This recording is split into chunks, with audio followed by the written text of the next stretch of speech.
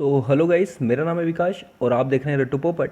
और आज के इस वीडियो में हम पढ़ेंगे अरेबिक राइटर्स और कुछ अदर राइटर्स के बारे में। ठीक है, याद रखिएगा हम रिकॉर्ड्स ऑफ फॉरेन ट्रेवलर्स पढ़ रहे हैं और ये सब एंशिएंट हिस्ट्री का पार्ट है। ठीक है, तो इससे पहले की वीडियो भी आपको देखना ज़रूरी है, नहीं तो आपको कुछ समझ में नहीं आएगा।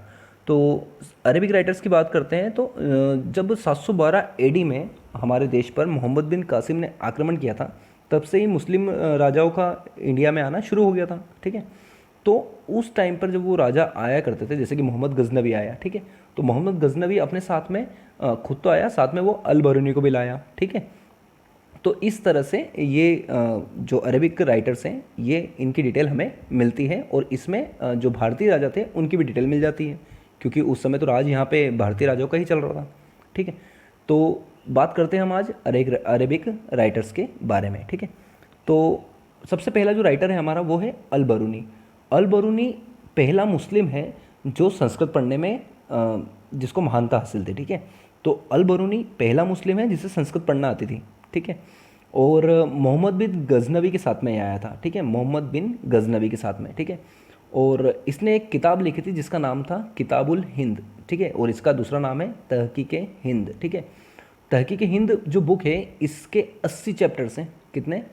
80 चैप्टर्स हैं इसमें। ठीक है, और तहकीक हिंद जो है इसका हिंदी में अगर अपन बात करें तो इसे हम भारत की खोज भी कहते हैं। ठीक है, मतलब इसका मतलब क्या होता है? भारत की खोज, तहकीक हिंद। ठीक है, इसकी लैंग्वेज क्या थी? तो लैंग्वेज याद रखिएगा, इसकी लैंग्वेज जो थी वो अरेबिक थी। ठीक है, ओबियसली बात है, अरब से आए हैं तो अरेबिक लैंग्वेज होगी। ठीक है, इसमें डिटेल क्या क्या मिलती है हमें, ये बहुत ज़्यादा इंपॉर्टेंट रखती है बात। ठीक है, तो इसमें डिटेल जो हमें मिलती है वो मिलती है 1000 एडी के राजपूतों की। ठीक है, क्योंकि 1000 एडी में जब मोहम्मद गजनवी ने आक्रमण किया तो उस समय पृथ्वीराज चौहान हुआ करते थे, तो उस समय राजपूत राजा ही मिलेंगे। तो राजपूत राजा कैसे रहते थे, ठीक है, उनके फेस्टिवल क्या क्या हुआ करते थे। ठीक है, तो ये सब की डिटेल मिलती है किसमें?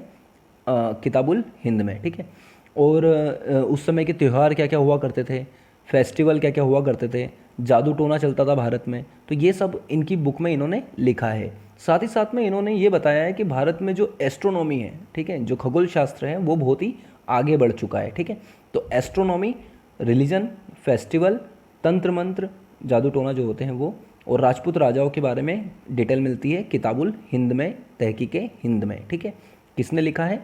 अल बरूनी। ठीक है, फिर उसके बाद में हम बात करते हैं हमारे नेक्स्ट राइटर की, जिनका नाम है इब्ने बतूता। ठीक है, इब्ने बतूता जो है वो मोरक्को से आया था। मोरक्को अफ्रीका में एक छोटा सा देश है।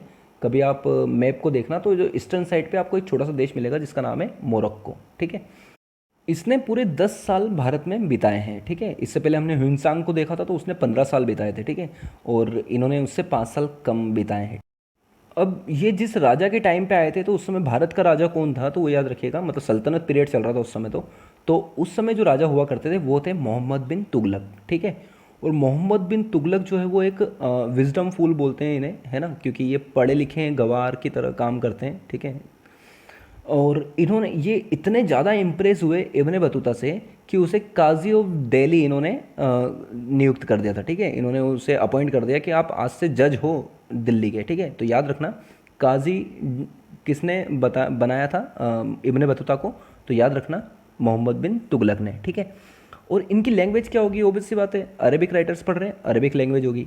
अच्छा, इनकी बुक बड़ी इंपॉर्टेंट है। बुक जो है वो रहला है, रहला। ठीक है, REHLA, रहला। ठीक है, तो रहला बुक जो है इसमें हमें किसके बारे में पता लगेगा? ऑब्वियस सी बात है, उसमें दिल्ली सल्तनत चल रही थी तो सल्तनत पीरियड के बारे में पता लगेगा।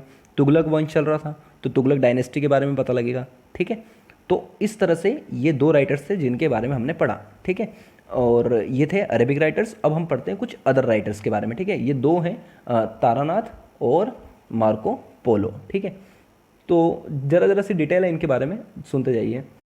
तारानाथ जो हैं वो तिब्बतियन राइटर थे। ठीक है, और इन्होंने क्या लिखा है, तो इनकी बुक का नाम था कंगोर। ठीक है, या फिर इसे तंग्योर भी कहते हैं। ठीक है, तो ये इतना ज़्यादा इंपॉर्टेंट नहीं है, don't worry about it. Okay, फिर हमें जो ध्यान रखना है वो है मार्को पोलो।